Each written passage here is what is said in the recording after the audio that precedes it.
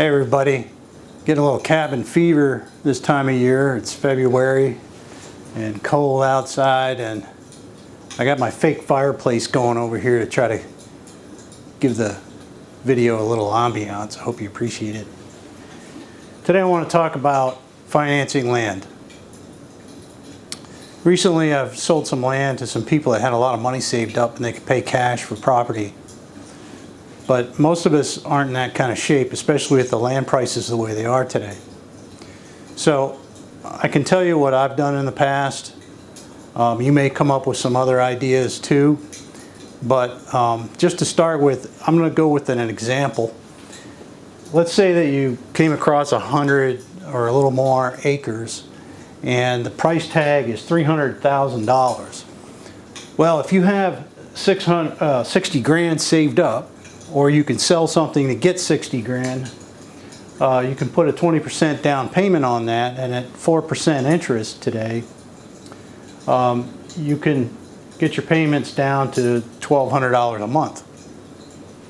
You can get your taxes down by cleaning green and doing some other things, but let's just call it $1,200 a month just for the finance of the money. So now you may say, well, I can't afford that. But a couple of things you could do to help out. One is this: let's just say that there's $25,000 worth of timber, and that's where I come in.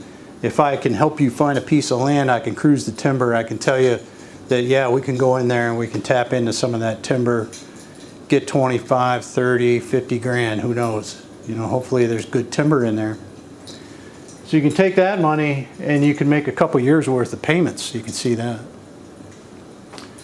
Another thing you can do to get cash flow out of the property is to rent the tillable part of it if you have some cropland on there. Now, tillable land in really good soils, you know, the rent varies depending on where you are in the country and what kind of productivity you have in your soils. But you're able to look up that productivity on the internet, actually, from the USDA, or you can call a farm service office and ask them what they'll tell you by the farm that you're looking at, what your productivity index is, and give you an idea of what you can rent the place for. So you can go anywhere from 100 to 250 an acre, depending on how much corn and soybeans you can grow on there.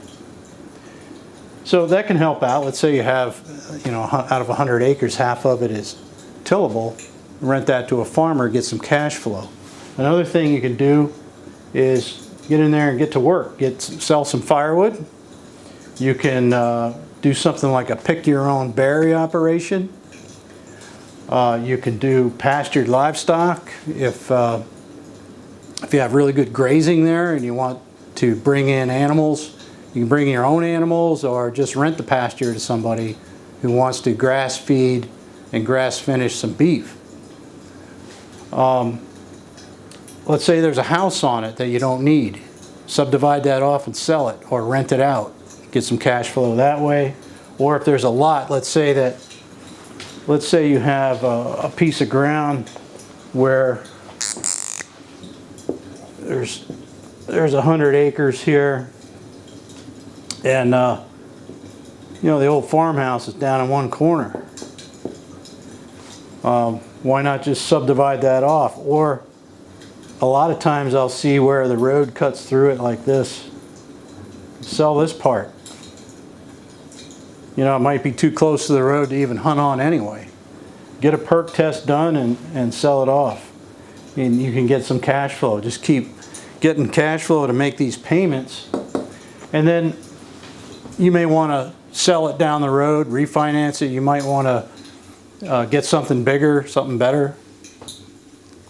The nice thing about the way the interest rates are today is that you're not going to lose money by buying a piece of hunting ground. If you have money in the stock market and it's gone up and up and up, and you're really flush with cash from the stock market, you have a lot of equity there, it might be a damn good time to liquidate some of that, put it into land. Land is never going to be worth nothing, and it's been going up like crazy. I don't guarantee that it's going to keep doing that, but at the interest rates that you can borrow money for today, It's a great place to park some money and have a nest egg there. You can keep pumping money into that property, get it paid for. It's going to go up in value at least this much, and you just can't lose. Plus, you know, you can never go hunting on your stocks and bonds, okay? So the place that I've often gone for my purchases and for clients is Ag Choice Farm Credit. I understand they're going to merge with Mid-Atlantic Farm Credit. And then if you're in another part of the country, I'm in the Northeast, there's some kind of agricultural credit company around you. You don't want to go to your corner bank because they don't really want to touch land. They don't know anything about it. Where Ag Choice, if you have me cruise the place and I tell you there's $50,000 worth of timber on it, they'll take that into consideration. So what I've done in the past, it's a little tougher to do now because there were some charlatans out there that were cheating people. But if you have somebody, like I could do it, but you probably can't. But if you have somebody you can trust or who trusts you, tally up the timber value, agree to a sale, and use that timber sale money for the down payment. That's another thing you can do. Sometimes you can, if it doesn't work out and they don't really want to take that risk, then you can just do a simultaneous close. You know, the day that you close on the land, you also close on the timber. You get that cash in the bank right away, do a wire transfer, and everything works out. I don't know what else to say about that except, you know, it is possible to get a nice, good-sized piece of hunting ground at a reasonable interest rate, and your monthly payments aren't too bad to begin with. Okay, I just took that phone call. That guy is a client who actually went through Ag Choice and got his land financed easily there. The other thing, I'm waiting for FSA to get back to me. Farm Service Agency has really low interest and high amount loans that you can get into if you're a new farmer or you want to add to your farmland. But you know, if you're a farmer, you probably already know about this, but I'm trying to get an idea of whether they'll loan money or guarantee a loan. Sometimes they have guaranteed loans. You go to a bank and they'll guarantee your loan if you're going to be a farmer. So let's say I want to do a blueberry place, or I want to pasture some cows and I want to get into the beef business. Okay, I'm going to put a fence around it, get some watering facilities for the beef, and you know, a place to doctor the beef and set that all up. They have loans for that. Now, I'm not sure that you don't have to be from a farm family to begin with. If you're a brand new farmer, I don't know if they'll finance you, but it's worth an ask. And if they do get back to me and answer that question, if it's interesting, I'll do a follow-up on this video. But you know, it's the government, so I'm waiting for them to get back to me. They probably never will. All right, so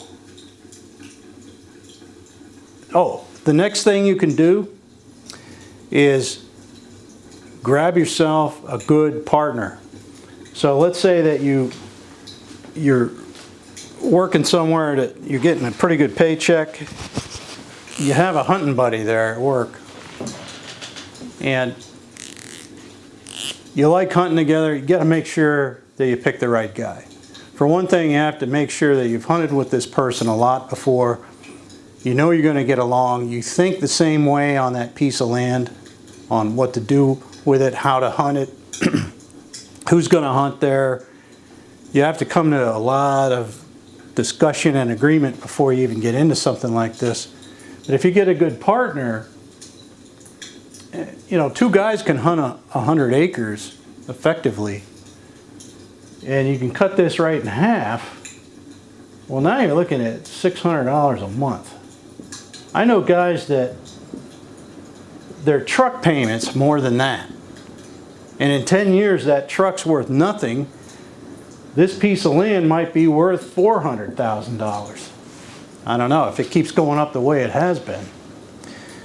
So that just might give you some idea where to start thinking about how to go about this. It is possible to, you know, for a working stiff like myself and a lot of my audience to buy land to hunt on. Maybe I should take my own advice and get a nice 100 acres. I don't have any land anymore.